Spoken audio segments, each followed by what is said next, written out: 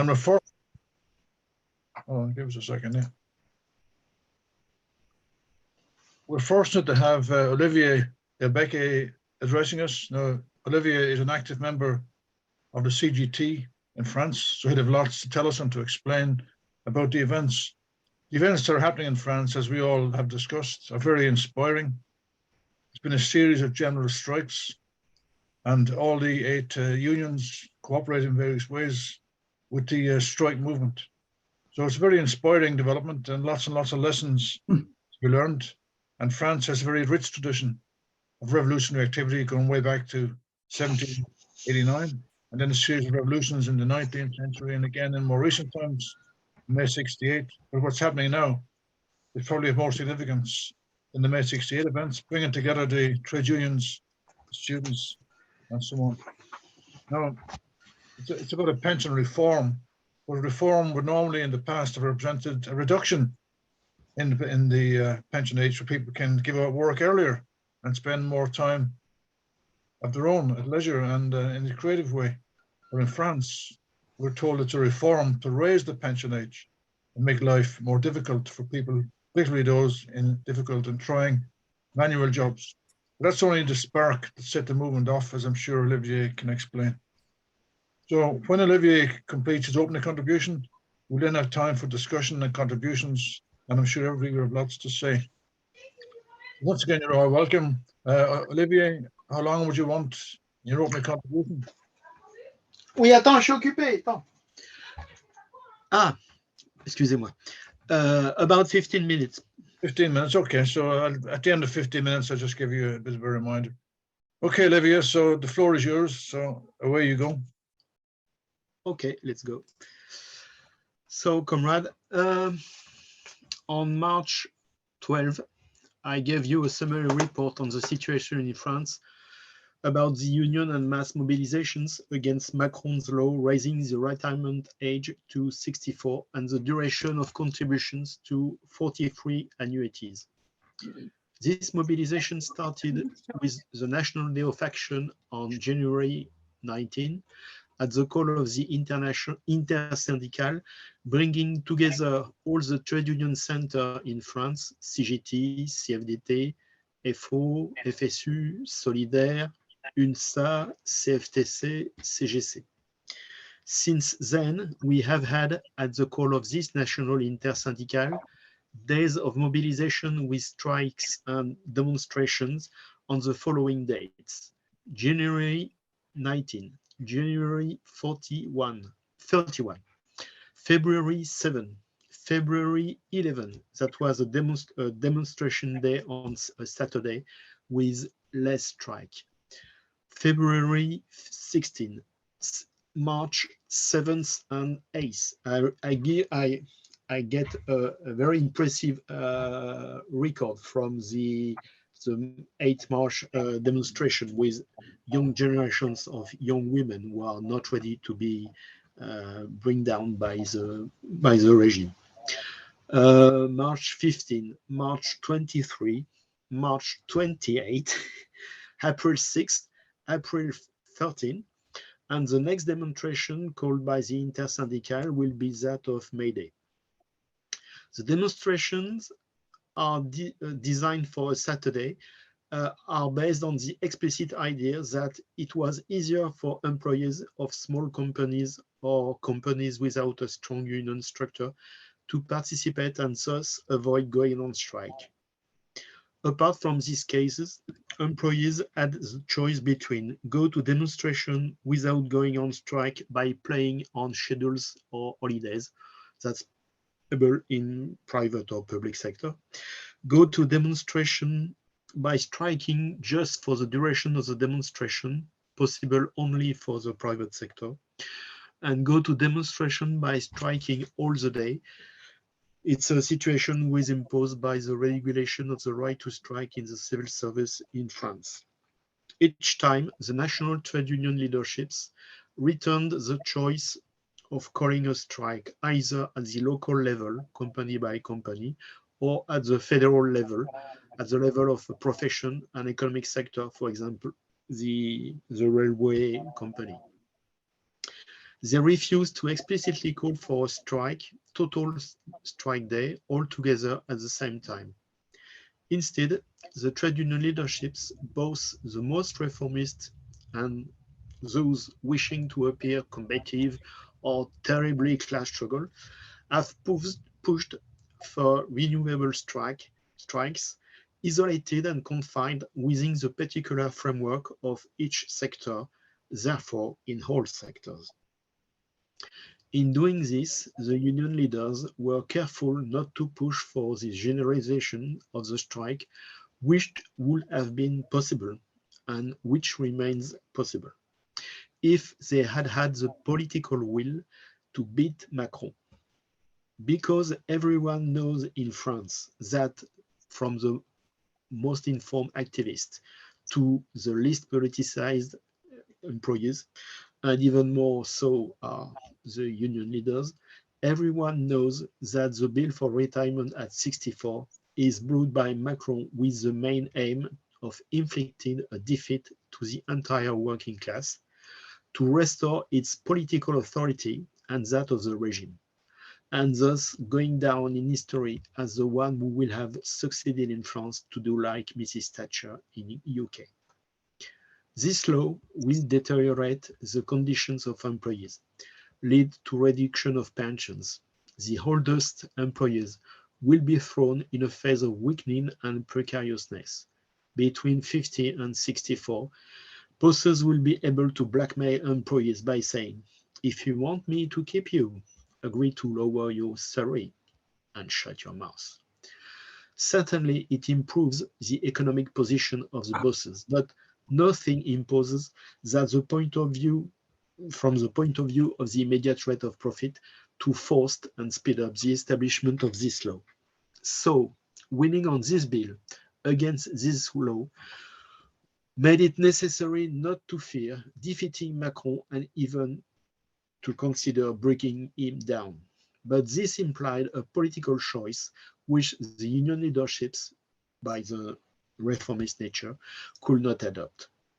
The massive character of the mobilization, especially in terms of number of demonstrators, and to a lesser extent in the number of strikers, where there were calls for strikes, forced the National Intersyndical to adopt the slogan of withdrawal of the bill then, and since at the beginning, and since the passage with the Article 49.3 of the law, that the slogan is the repeal of the new law.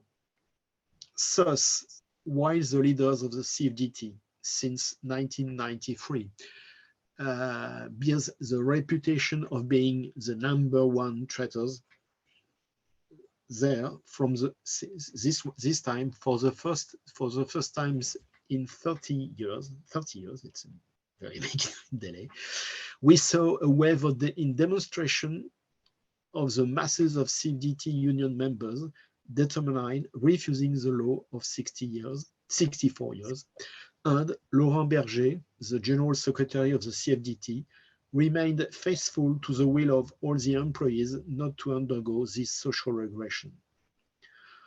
Would Laurent Berger have changed his nature? No, of course not. He is simply under pressure from below, and so far he has not been able to get out of what is a trap for him.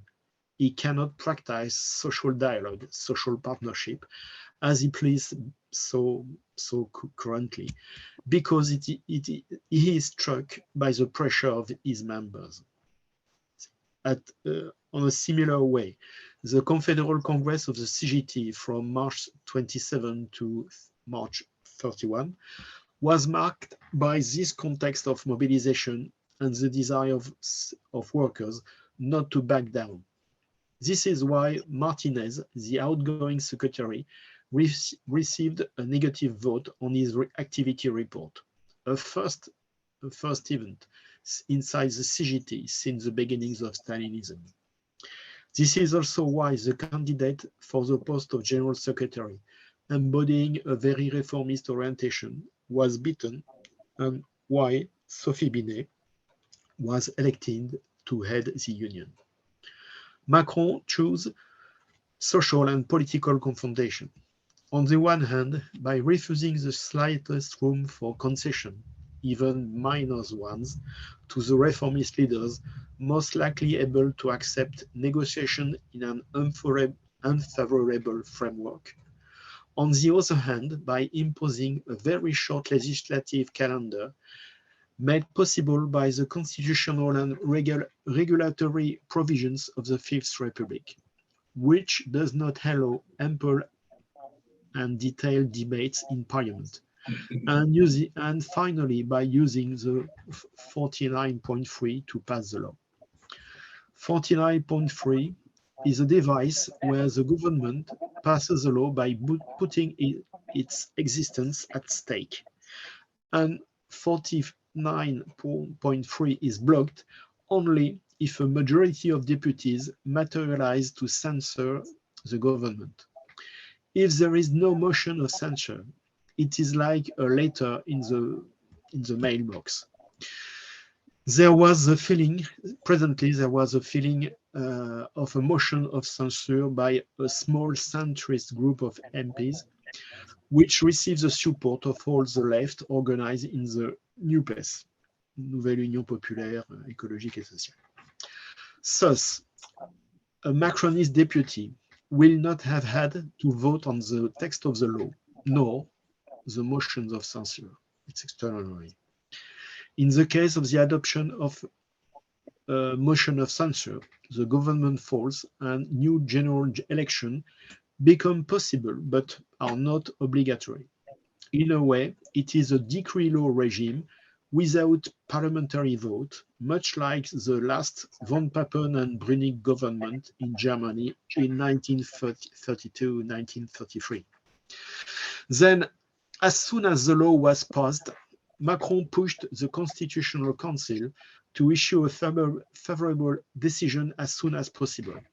He had the law enacted the same night at 3 a.m. following the Council's decision. Only naive people could expect something from the Constitutional Council. The latter is not elected, but made of members appointed by the various political authorities of the state, the president of the National Assembly, and the president of the Senate, who choose who they want. Its function is to guarantee and protect the institutions and the president, not to promote the revolution and the interest of the working class. There was potentially a debate within the bourgeoisie. Did Macron pose a danger to the stability of the regime with his offensive course that sparked social anger? Or can we still keep him because we can't do otherwise? The Constitutional Council has decided. They continue with the Macron option, counting on the cowardice of the reformist leaders not to bring down Macron. The left-back centrist no-confidence motion was defeated by only 9 votes. This means that Macron is in a very weak position in the Assembly because a real president of the Fifth Republic must have a solid majority, parliamentary majority, under his belt. Some of the right-wing deputies of the les Républicains, however committed to the principle of the 64 years, abstained, not wanting to risk their political careers by being associated with Macron. Since the end of February, police violence has increased in demonstration or against blocking pickets on industrial site or sometimes on the roads or railway. And the repression takes on different aspects: ban on some demonstrations, searches on demonstrators, traps and closing demonstrators. We call that NAS en français. It's like fishing. It's a fishing technique. And use of tear gas, offensive grenades, motorcyclists called Brave M, and beatings with truncheon, arrest, and so on. For example, when Macron went in the south of France last week, police forces forced residents to remove anti-Macron signs from their balconies or confiscate pots and pans to prevent pot concerts. Since 1949.3, there had been a form of radicalization of actions and diversification of modes of action. Tomorrow evening, for example, tomorrow on Monday, like the last Monday, there will be rallies in front of hundreds of town halls with saucepan to protest against Macron and his policy. The general strike can and must happen. It will be political, and we are working on it. Thank you, comrade. I stop there. I'm able to answer your questions. Thank you, Olivier. Very good opening contribution and lots of provocative ideas that comrades will want to speak about. So it's open for discussion, and you can tell from the attendance in that youth, so you get a chance to come in a couple of times in this discussion, develop the arguments. So who wants to start first?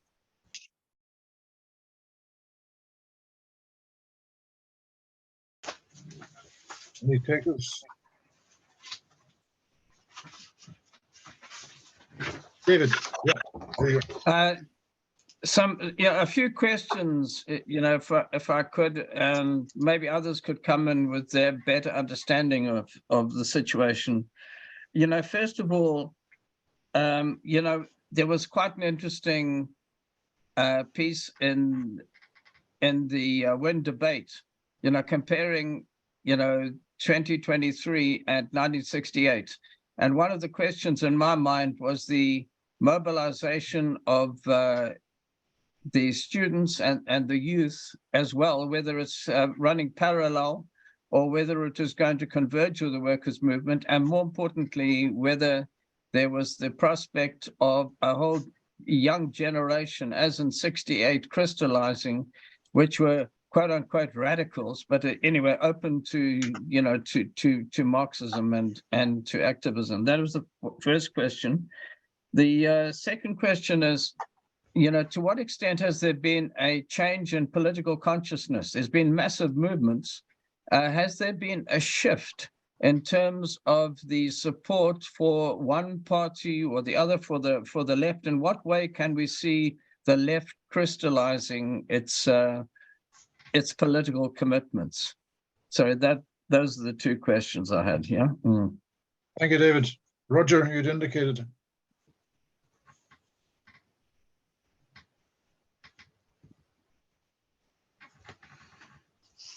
You're muted, Roger. You're muted. Okay, can you hear me? Yeah. Yes. Yeah. Okay, sorry about that.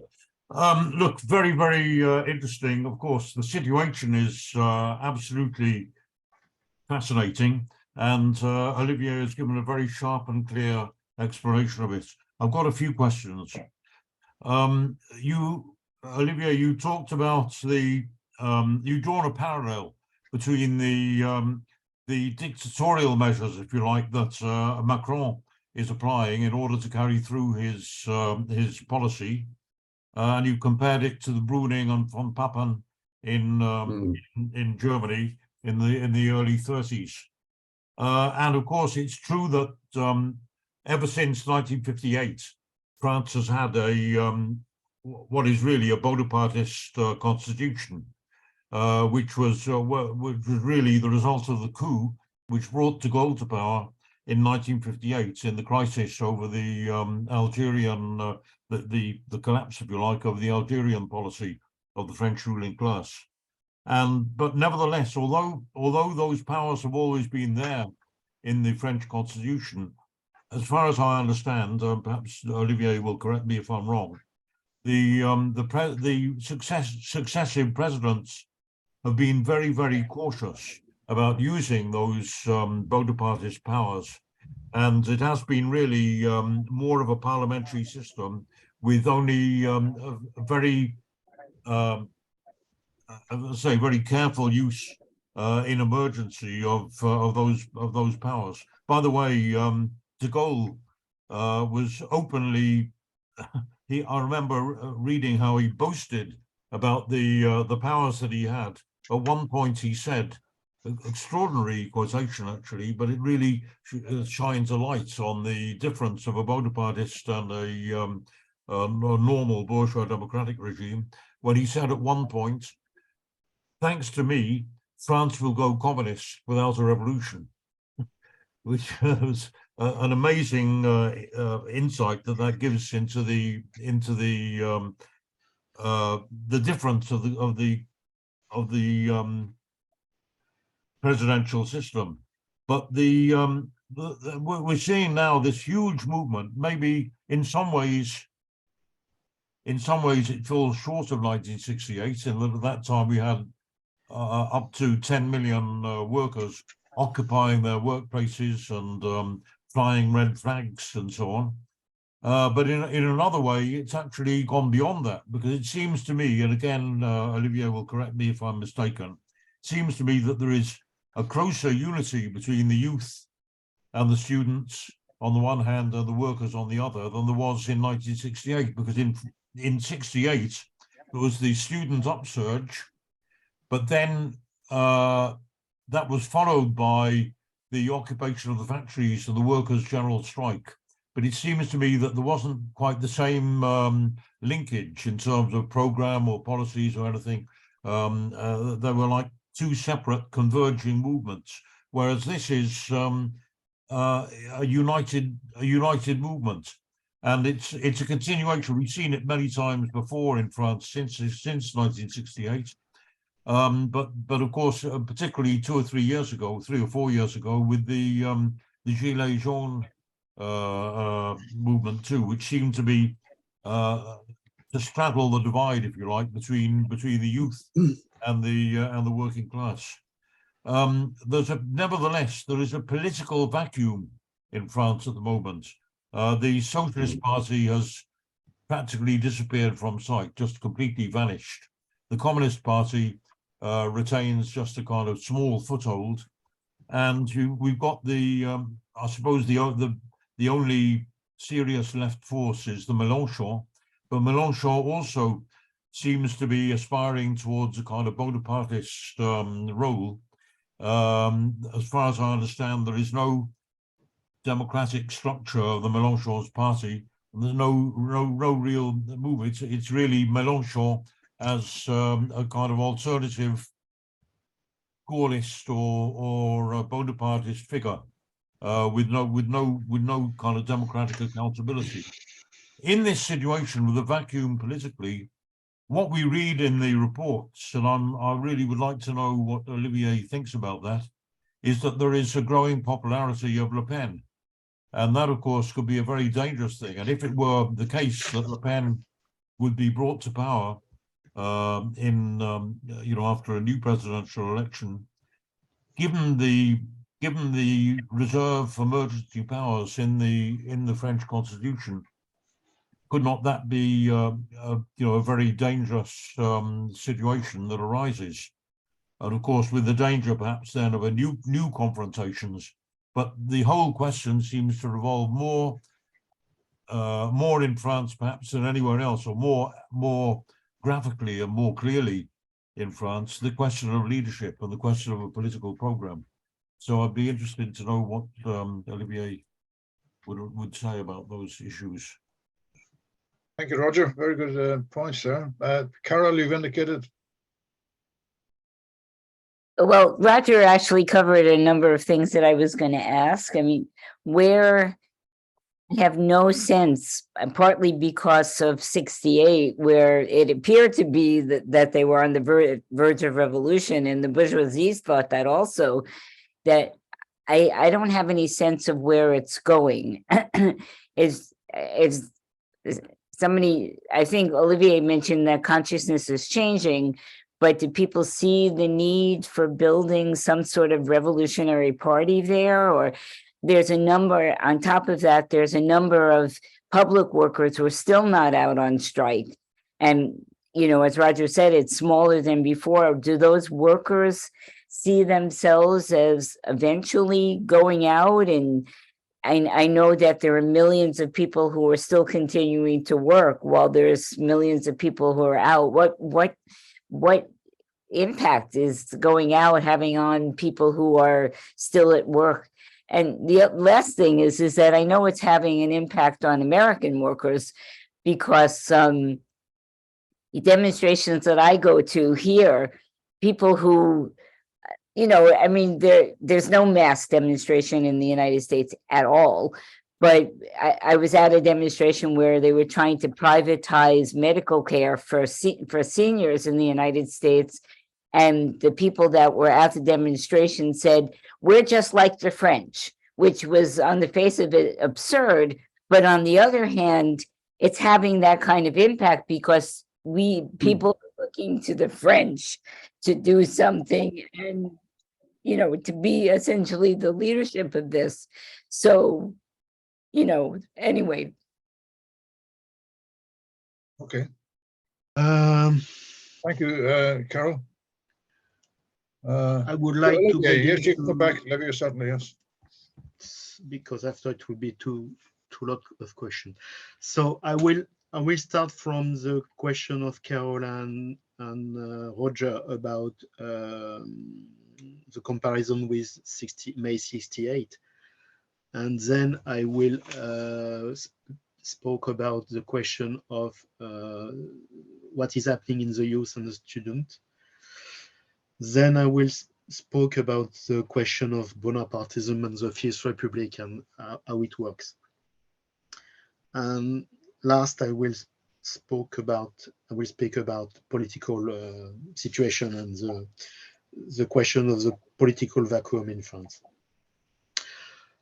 So if we want to make the comparison with May 68, in May 68, you first have the mobilization of the student youth who goes to the barricade in Paris at the beginning of May, and after, against the repression of the barricades and the youth, there had been the big day of action of the 13th of May, with a big national demonstration in Paris and everywhere in France. And on the base of that big journey of demonstration, the general strike started from the rank and file, not by the decision of the leadership, but by the rank and file started in strike, and in some place the little nucleus of revolutionary workers play significant roles in the beginnings. In November, December 1995, during the strikes against Plan Juppé, there were more massive strikes and more. I think it was more heavy in the numbers for the strikers, but there it's the big points of the movement, of the present movement, are the day with the demonstration. So what is the real picture of the strength of the movement is the number of demonstrators everywhere in France. And that explains why Laurent Berger did not start to betray as he should have had in the provisional script. But and then you have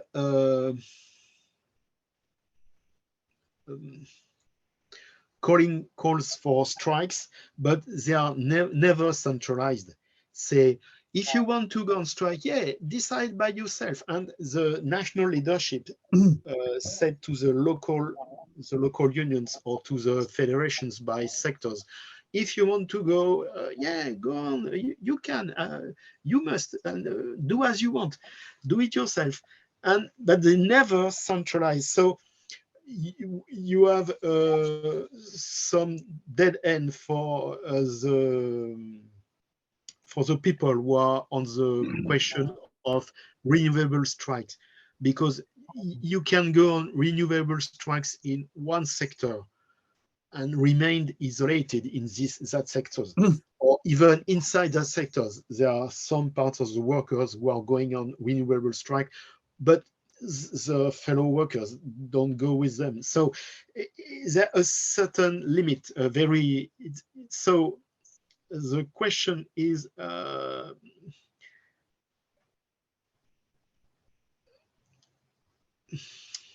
to tell it? The question is, we in our group, we are making a battle by saying, if you want to have the beginning of a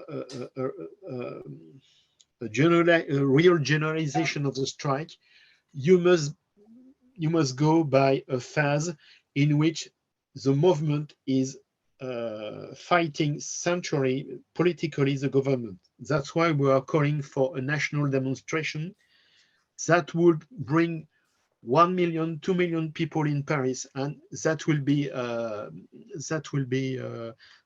big political event who will put the level of forces at one level very high against Macron. And for instance, during the Gilets jaunes movement, the Gilets jaunes had no organization, no meanings, and they succeed to bring 200, 300,000 people in Paris by spontaneous call.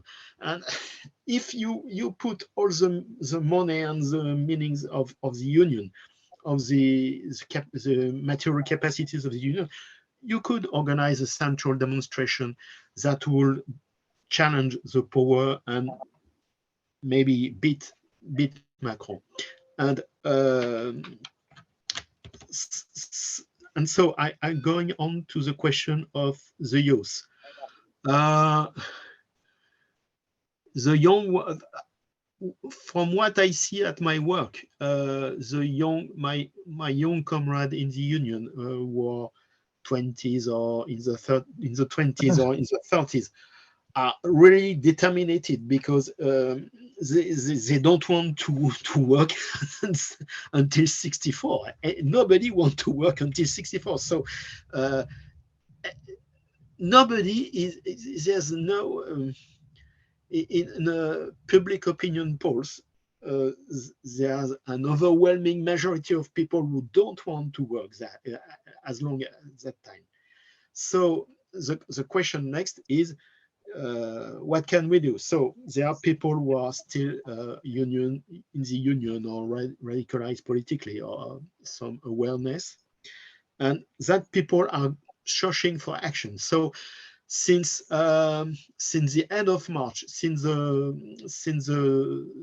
adoption of the law by the 49.3, for instance, there's spontaneous demo in Paris some nights with people throwing the dustbin, because the workers of the sanitation worker are repeatedly on strikes, and this strike is helped by the collect of money for them to be able to have significant action. And there's a lot of demonstration called by spontaneous or minors group, and there's a big mess inside Paris some nights, with people throwing the dustbin everywhere, putting the fire to the bin, and the cops running in the street with the motorcycle or with the heavy vehicles. And there's everywhere now, since 2 weeks, every time that a government member is trying to do a visit in some places, in a workplace, in a school, and as soon as locally people are gathering, there are initiatives by local unions, by the left forces, to organize a counter demonstration, to make noise, to sloganize. And it's and for instance, this week Macron went in Alsace, in a little town named Sélestat. The Alsace is not the more left-wing parts of France. It's a very conservative region. And in that little town, people were unanimously against him and screaming, shouting and taking, we don't want your law. He was not able to have any support. And the only support in that case is police action, police protection. It's incredible. And next, this week, he went then in the south of France, and the police get inside the house of in the house to size the slogan and the pancards, the poster, in order to prevent people to demonstrate against the president in a very small town. It's not a town, it's a village, and it's incredible. And last Sunday I went to the casserole meeting, kitchen pan meeting in front of the town hall of my town where I live, and there were 25, 30 people, all the more left people in the cities. We make a big mess during 1 hour with the pan, and we shouted slogan. And when the cops came, at one moment, a car with the cops came, and the cops were making the noise on their cars with the rhythm of the slogan, because they can't be against they can't be in favor of the 64. But maybe next time they will be putting some tear gas against us, but they are against the 64 law. And tomorrow there will be the same in hundreds of places in France with and the question is, there is a steam, comment on dit le piston?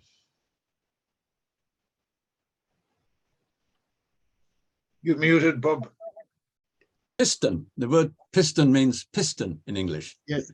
The cylinder. Must get inside the piston to exercise the forces. Yeah. And so the problem so in the young workers, people are very, very, very aware against the law. Yeah. The question is how to get in action. And concerning the students, there are two or three problems. The first sociological problems, it's a material one. It's the fact that most part of the students are obliged to work to live and study. And that's something that didn't exist when I was student. When I was student, you can work on the 2 months in the summertime, and then you had enough money for all the part of the year, and you could go to study and to make political activity and protestation at the same time. But now, most part of students are very poor, are obliged to work, and that's a big restriction about how to struggle. The other question is that the historical union, student union, is in crisis, and there are no more mass organization in the universities. So there are some remnant, but there are a lot of grouplets. So the question is how to be able to have auto-organized initiative to fill the gap. And at the same time, in the universities, the administrations are very tough, and there are a level of repression that didn't exist after 68. From 68 to about 10 or 15 years ago, you could do what you want you could did what you want in a universities. Now you can't. As soon as the students are calling for general assembly, the administration said, no, it's not question, and they called for the police. And so with the lack of organization, of mass organization, it's difficult to help for the beginning of the movement. So you had a lot of anger in the youth, but the difficulties is to be able to how to start the movement. And so there are a lot of young people who are able to come to the demonstration, to blockade, but it's the same. It's the same kind of setback as what happened in the grammar school. When I was young, we were very strong in what we call collège and lycée in France. What is in English? Grammar school. Secondary schools. Yeah, we are very strong, and we can do. We could do what we want at political activities and strike and action and assemblies. Now, people, young people, the main activity of young people in grammar schools or secondary schools is to blockade the entrance with the dustbin of the cities, and in 1 hour you have a clash with the police. And the question is how to help the youth people in the secondary school, in the universities, to hold assemblies, to have discussion, to organize the struggle, and to decide democratically what they do. If they went on strike, if they went in the demonstration, if they want to make an occupation, etc. So there's a gap to be filled, and it's difficult. But so the question of the political radicalization. So the question is that most parts of the people are against the exploitation, but they don't see a way or a program to claim. There's a set of revendication, of aspiration, but there's no possibility inside the official left to gain it. Maybe at some point there will be a rebirth, a restart of the traditional left, but at the present stage it's very, very dubious, because the point where are the Socialist Party and the Communist Party. So in the last 10 or 15 years, Mélenchon was the object of a lot of expectation from people, but the undemocratic organization of the France Insoumise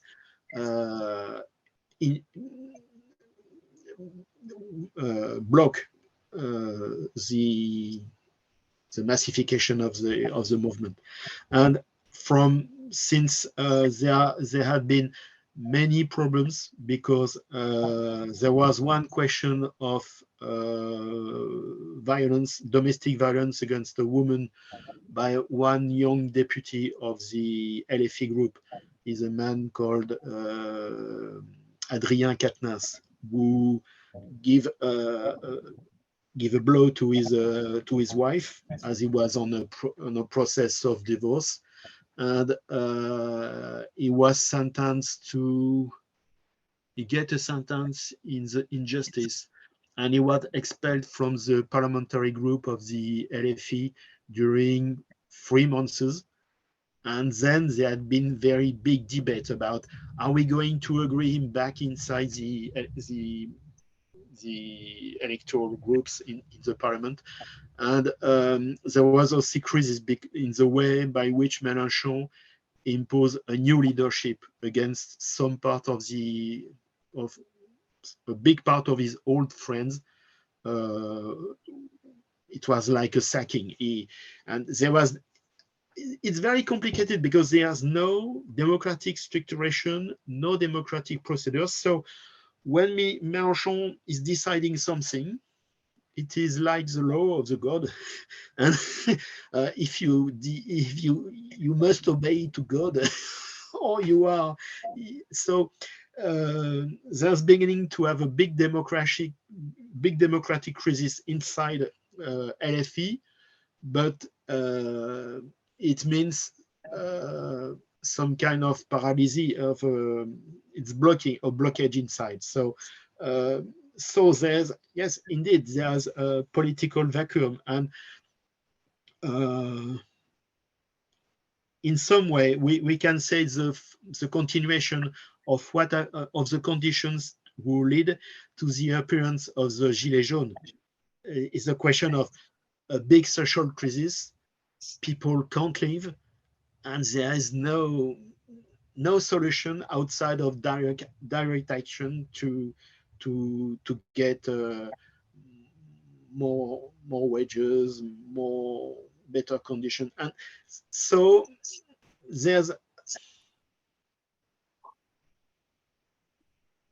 we're in a way in a situation where the things are not going to stop. We had with the whole, many of the old comrades in the left says, oh, after the adoption of the law, the movement will fade away. And that's not what happened, because even if the union leadership and the left leadership don't want to shake the boat and to put down Macron, people are very angry and they don't want that situation. And so we are going for more crisis and more social convulsion, more movement. And the question is how to organize it and how to positively make things. I will go to the question of Bonapartism. When de Gaulle came to power in 1958, yes, many people on the left were shouting, "Oh, the fascism is coming!" But that wasn't fascism, because there were personal power with the president and the remaining of the parliament. And due to the large majority of the Gaullist party in the parliament, there were no crises, because before 68, de Gaulle had the over majority in the parliament. The left was in very minority. After the crisis in May-June 68, there were general election at the end of June 68, and there were a big victory of the right wing of the Gaullist party, and so the regime get a new deal until 1981 with the election of Mitterrand. At the end, during the second term of Mitterrand, when the left was stepping back because they were damaged by the austerity policy of Mitterrand, by the turn to neoliberal policy by the left. The left government with Rocard and Mitterrand began to use the 49-3, but with a more parliamentary, a bigger parliamentary majority than Macron. Today, the problem for Macron is that he is nude. He is nude because he don't have the political party with the necessary requisite for a president in the Fifth Republic. Without the Bonaparte party, you can't act. So he's nude, and so he's going to act with administrative and coercive action through all the mechanisms of the constitution. But it's a very hazardous way, because they are, and that's why a big minority of people from the right in the assembly, from the Republican, refused to vote for the 64 law because they don't want to think with Macron, and they want to be elected at the next election. So they refuse to support the law, but they are in agreement with Macron to adopt the law, but they don't want to think with him. So it's very, very, and at the end of the vote, when there was a censure motion, Macron win just by 9 votes. It's very, very teeny, and it's very weak. So you can act with the institution left by de Gaulle, but you had the obligation to be at the level of de Gaulle. If you are not at the level of de Gaulle, you can't play the game. And that's, for instance, last Monday, when we do the casserole concert at the town hall, it was at the time when Macron was speaking on television for 13 minutes. His discourse was empty, and who could be convinced by such a verb? It has no meaning to gain people. So he's very weak, he's very nude. So if the union leaders, if the left was calling for a political action, centralizing the political anger, the social anger in Paris, it will be a big possibility to throw him down.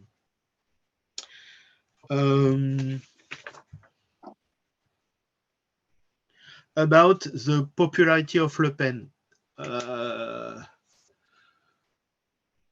there's a lot of people inside the reformist left or inside the media who said, yeah, don't rock the boat too much, because if Macron fall, we will have Le Pen. But at the same time is a discourse, it's a speech with going in the sense of passivity, of doing nothing. So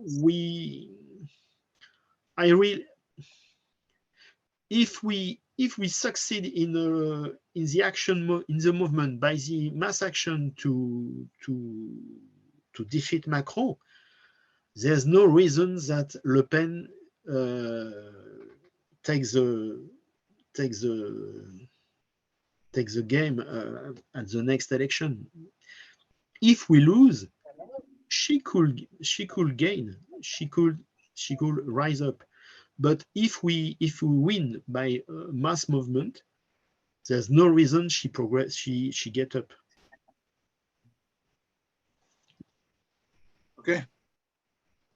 Thank you, Olivier, for answering these questions at this point. Obviously, other comrades can speak. I ask a question myself, arising from what's been said to date. Is there or should there be a demand for a new constitution in France? Would that be an issue that would be raised on the left, and should it be raised? There's been a lot of comparisons, inevitably, with the events of 1968. People looking at today's events in comparison with that. But I have a question for Olivier. Why do you think de Gaulle won the elections? Following that, there was a revolutionary development in '68. The workers were on the verge of seizing power. Why did de Gaulle win that election? No, I know the Communist Party was very strong at that time, as was the Socialist Party. Well, less so, but there were also a lot of Trotskyist, significant Trotskyist organizations, and the student movement in particular had raised loads of serious political issues about revolution. But I'm interested to hear the analysis about why de Gaulle would have won. And it's similar to the point that Olivier was making just now about Le Pen gains out of this situation under certain circumstances. So why did de Gaulle win that election? And the other question is this question of the constitution. Should the left be raising the demand for a new, more democratic constitution? David, sorry, your hand was indicated. You're indicating, David. Yeah, I'd like to comment on some broad issues, you know, I'm sure that Olivia will pick up on some of these too. You know, the issue of pensions, you know, as appears razor sharp in France, but it's an issue everywhere in advanced capitalist society and also in developing countries. For instance, South Africa is the only African state which has a state pension for pensioners, the only African state. And that was because it was a white settler society in which people demanded the right for pensions. Otherwise, Black people have not had pensions anywhere in Africa. It doesn't happen, right? In other words, it's the state of the organized working class which raises such issues as pensions and as a national basic need and demand. And it is always, you know, under observation by capitalism because it's part of the social wage. And, you know, it's a marvelous opportunity for capitalist politicians to intervene and to reduce the social wage without directly attacking the wage, although they're also busy with that, and somehow to displace through these technical means like raising the age, which seems logical because people live much longer these days. But then should you live much longer working under harrowing conditions, or should you have a good life? That's the question. And you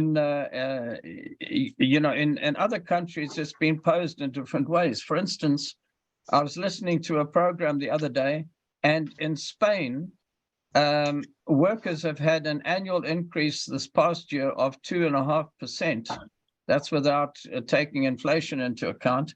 But pension contributions have been raised 8%. That is a state pension.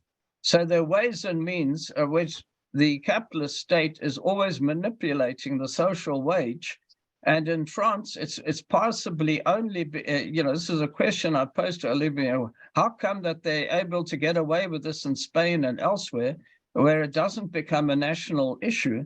But in France, it's become a national issue because people, you know, regard their time in a different dimension. In other words, that you have a working life and then you have a pleasurable time, hopefully, in which you live a little longer and you can spend your time with your grandchildren and with your friends.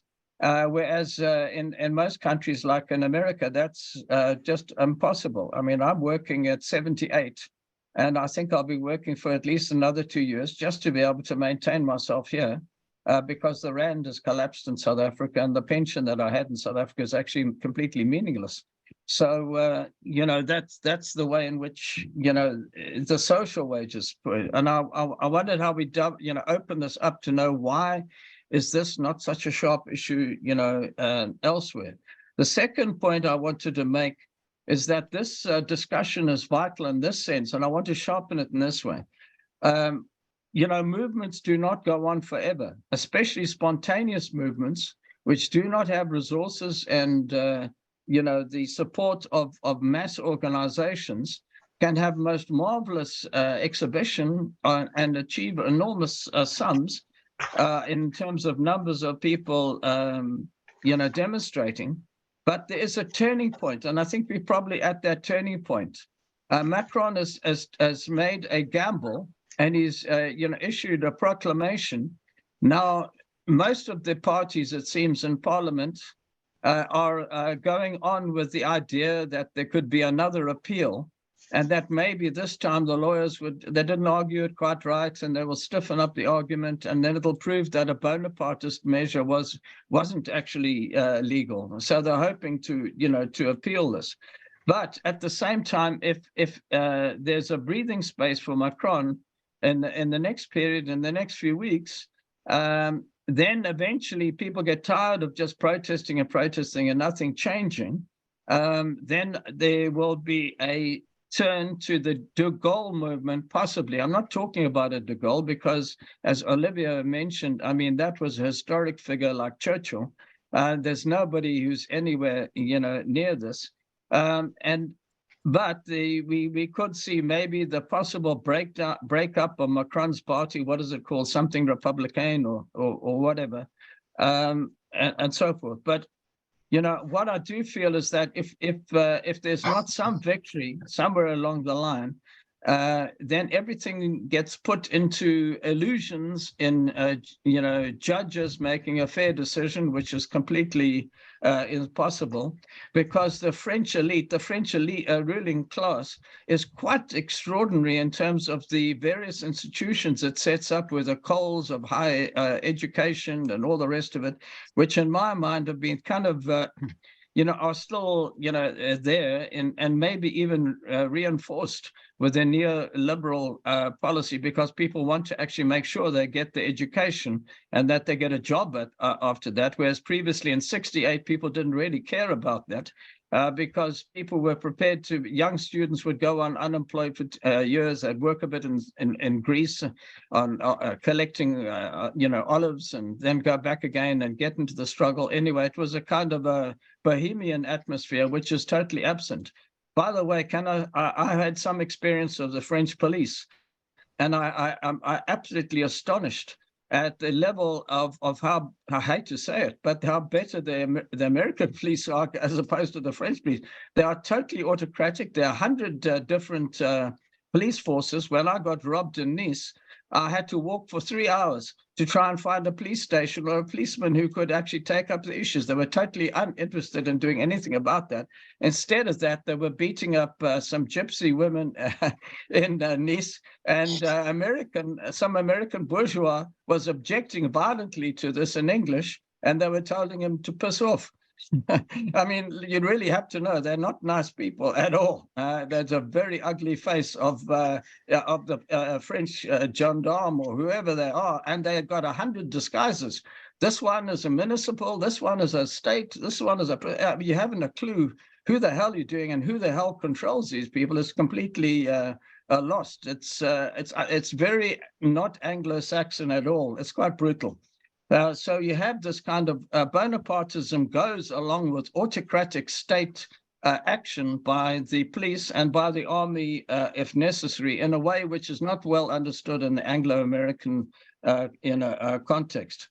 Finally, I just want to make some points which, in balancing up, the idea of perspectives, it's absolutely astonishing that the right wing could gain out of months and months of struggle. It's unbelievable.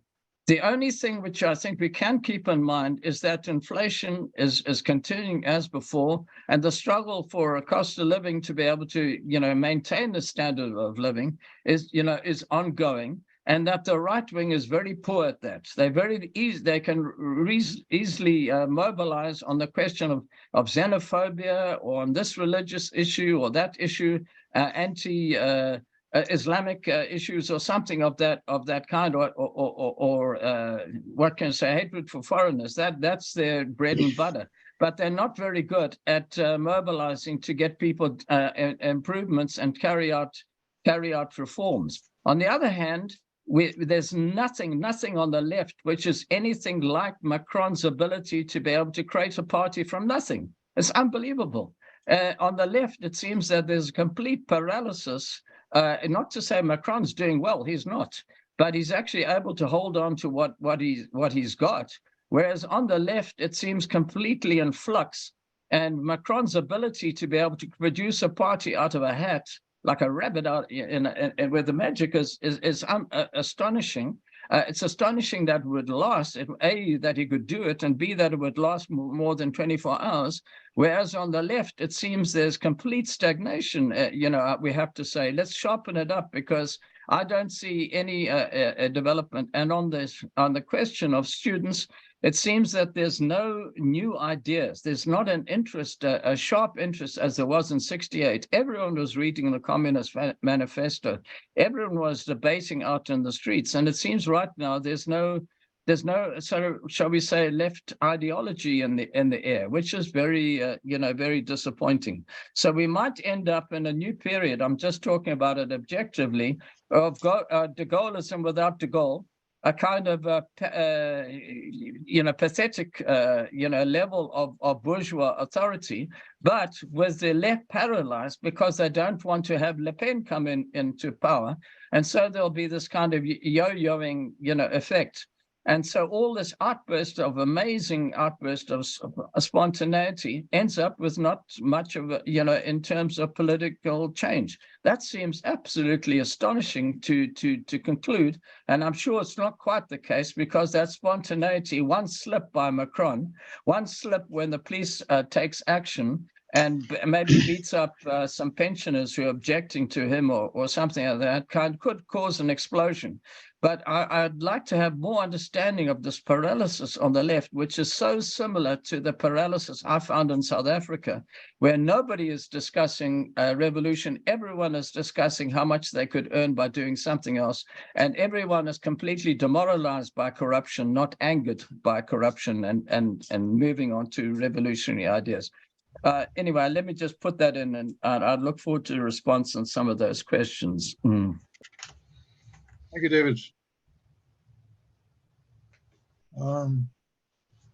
Dominic and John.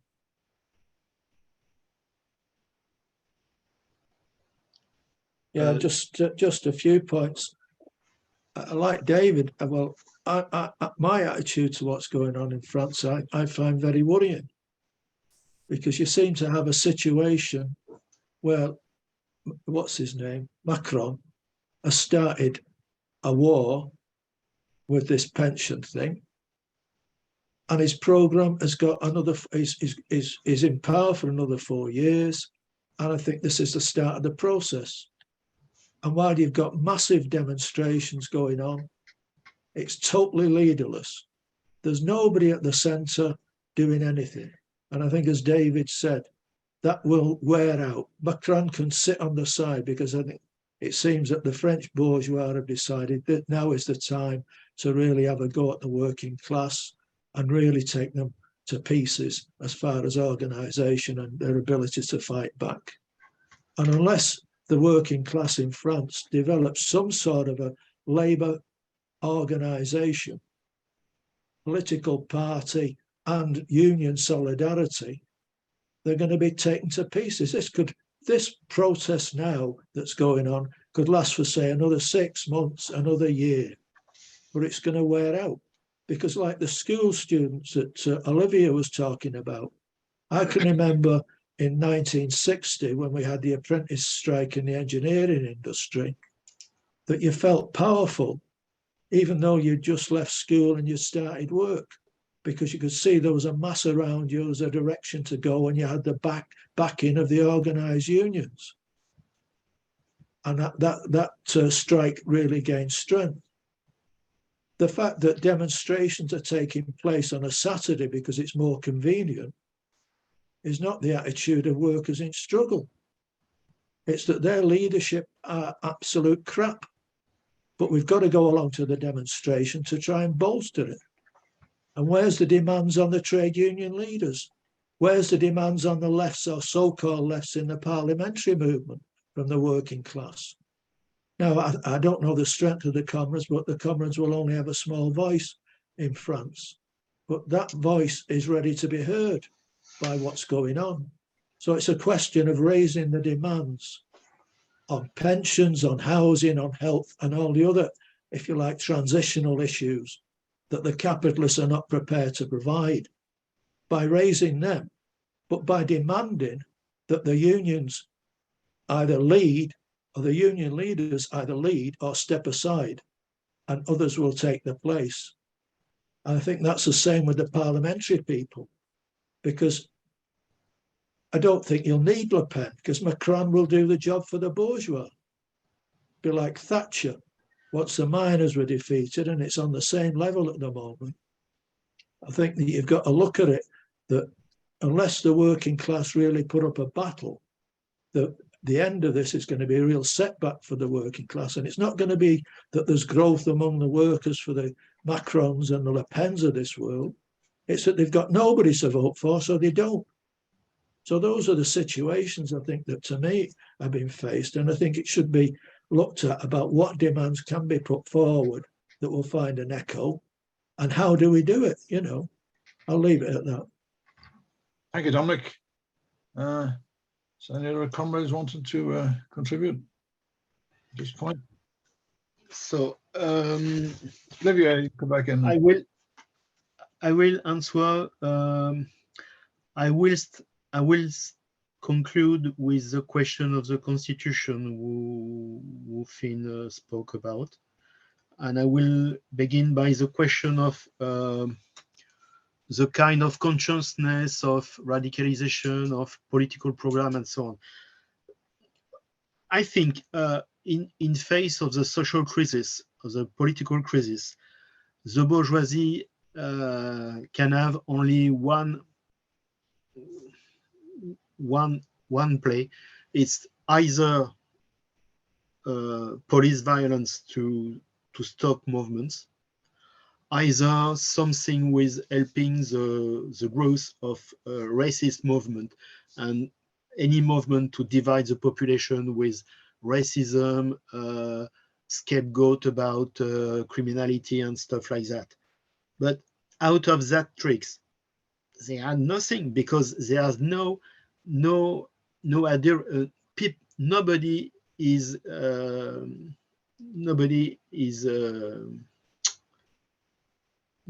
adhering to the neoliberal ideas and the capitalist ideology of do it yourself and you will be safe and stuff like that.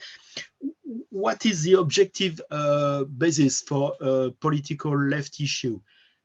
You have the people want social security, job for all, a good living standard. There's a big sensibility about freedom, civil liberties, against police violence, against police regime. You have a bigger and bigger place by environment questions about water, air, food, nuclear, pollution by industrial chemistry, by all the question of the global warming.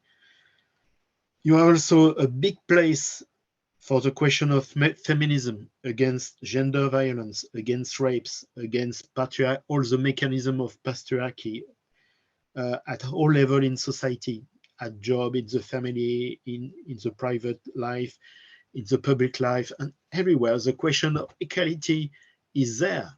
And even, for instance, when in America you see the way all the right-wingers, the Trumpists, the conservative, the Republicans are playing with the question of abortion, free abortion, and abortive pills and stuff.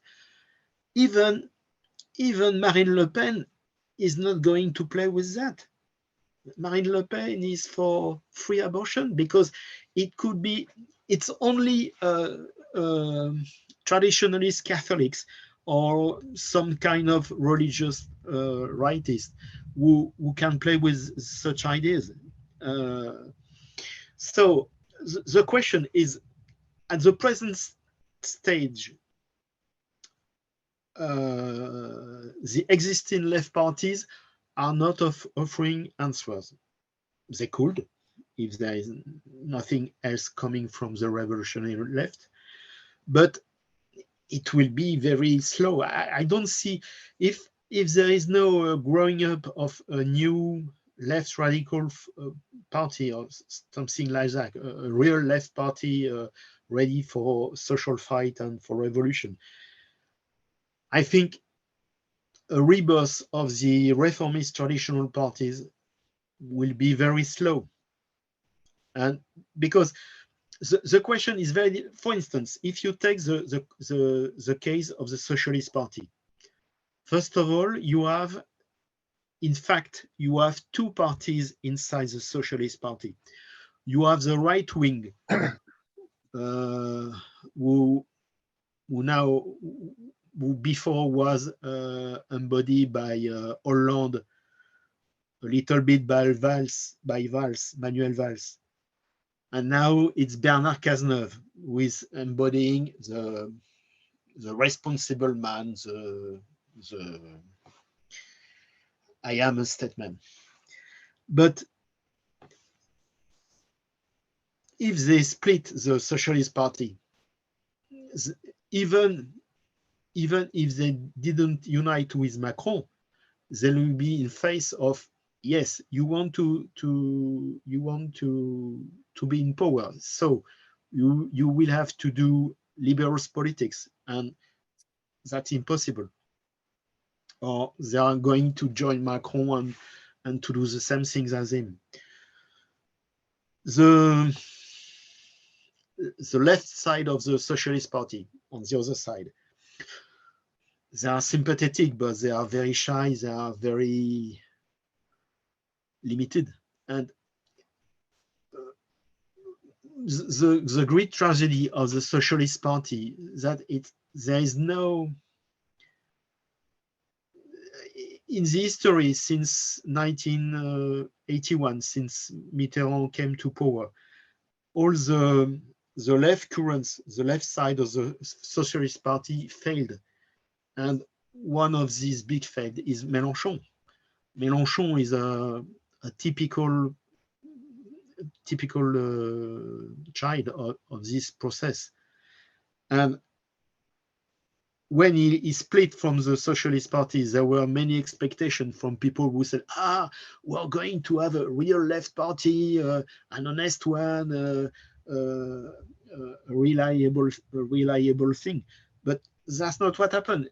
Mélenchon chose to be a populist, chose a non-democratic organization, and chose to be the next president. And at the same time, he was doing anything to do not to be elected. It's a contradiction in the Fifth Republic. If you accept the Fifth Republic, you must be consistent in the way you are trying to get the presidency. If you are not getting what to do to get the presidency, you're out of the game. So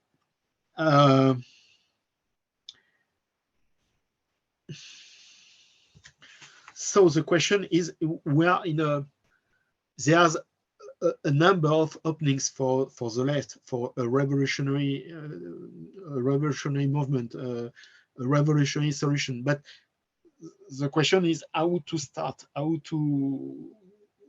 because there is, when you see what all the things that the far left did since '68 with all the brand of Trotskyism in France, and not any of them got one people elected in the parliament since '61, in spite of the fact that they are involved in all the strikes, in all the movement, and they are a big part of but they never materialize a political issue, a political solution. And today, we are going for new things, but I don't know what. So I will end with the question by Finn about the constitution. Mélenchon played with the question of constitution. He said he wanted to go to a sixth republic, and he proposed a handmade constitutional assembly. We fight against that kind of constitutional assembly, because we want a real constitutional assembly. A constitutional assembly must have two conditions for us. One, to be elected, first of all. And Mélenchon didn't want to elect some electoral processes for that. Secondly, the Constitutional Assembly must be free of any pressure from the existent state apparatus. So one of the big preconditions for the real existence, the real birth of a real Constitutional Assembly is to get rid of all the state apparatus. And that's how we see the question of constitution, of the change of regime. Because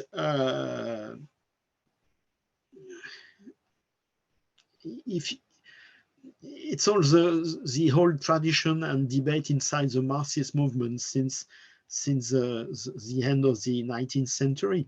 Say, what is the state? What is the nucleus of the state?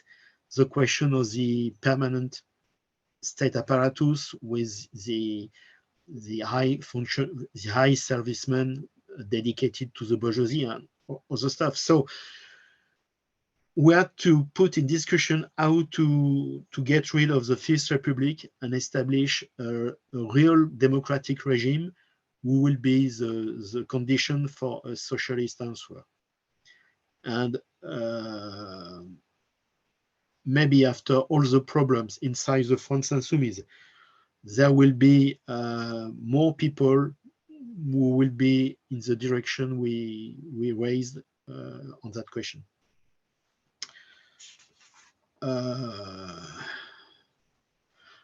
I will give you a fact. In the present hours, in the archipel of Comores, in the Indian Ocean, there is a remaining of state of French colony. In one island, was named Mayotte. Mayotte in one island in an archipel who gained his independence in 1955, but France made all to keep Mayotte as French. It's a question of prestige, of imperialism, of to have a harbor, a naval base inside the Indian Ocean. During the 45 years spent, a lot of people came as illegal migrants from Comoros Island to Mayotte. And now there's big problem of poverty, of people, undocumented people, and a big misery, a big question of criminality, a very poor level of social services, and it's a big problem. And Macron and Darmanin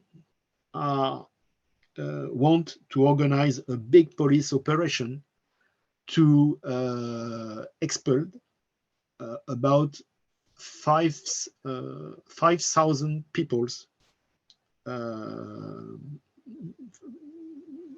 undocumented migrants, out of the island, and they send a big contingent of troops in Mayotte, and that will be a test. Will there be big demonstration, big protest in France against that very racist policy? And as the political regime in the Comoros, with a nasty dictatorship, absolutely corrupted, and refuse to readmit the expelled people on his territories. So the main possibilities is that about 5,000 or 6,000 people will be parked in concentration camp on the island. So that will be in the coming days. It will be a big issue about how far Macron and Darmanin are going to organize a colonial raid on the remaining part of the empire. Thank you, Olivier, for a comprehensive answers you gave there. We need to be thinking about drawing this discussion towards a conclusion. I don't see any other indications of people who wanted to speak. If not, then Olivier might want to make a few final comments before we conclude the meeting. But firstly, is there anybody else who wants to make a brief point? It has to be brief. Carol, yes. I appreciate the getting much more information about what's going on in France, but maybe I'm missing something. I'm not sure. A number of people have asked where you think this is going. And I mean, could this end up in some sort of civil war? Because if there is not, or fascism, if there is not an organized revolutionary response, do you think that it's just going to peter out? Do you think that, there'll be repression against workers because they haven't actually mobilized to take the state? Because this is really what's on the agenda, I think, for France and for everywhere to mobilize to take the state. But if not, historically, we know that there is always repression, and I'm just not understanding. Maybe I missed something where this is really ultimately going. Will it just peter out? Will they challenge Macron for power, or what are your expectations? Thank you, Carol. I think that's a good point. Wish to, if Olivier wants to conclude the meeting, taking up that question. One of the main card of Macron is repression, police repression, and it can be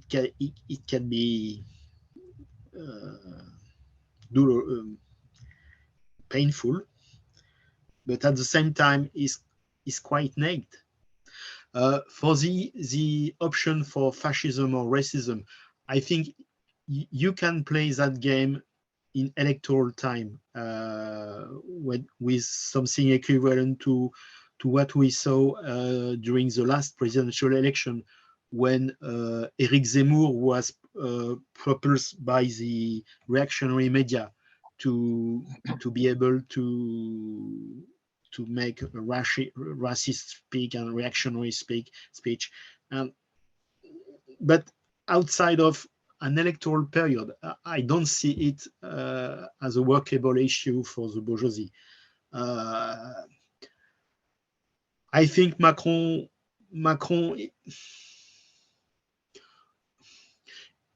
in the coming weeks and until he in the last discourse on TV last Monday, he says, I will change in France in 100 days. So he wants to change everything in 100 days. So it's going to about around the 14th of July, the coming 14th of July.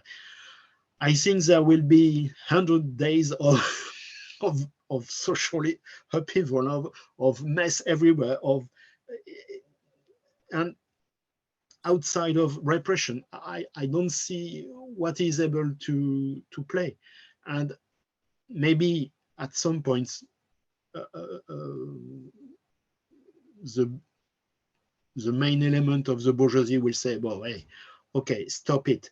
You are going to play fire everywhere. Stop it. We don't want to burn the house. So now, it is going on a way without capacities to negotiate any concession to the movement. He wants to be straight. There must be a clash. The crisis will going on in the 3 coming months. We are going to see more crisis, more mobilization, and we don't know what will be the outcome.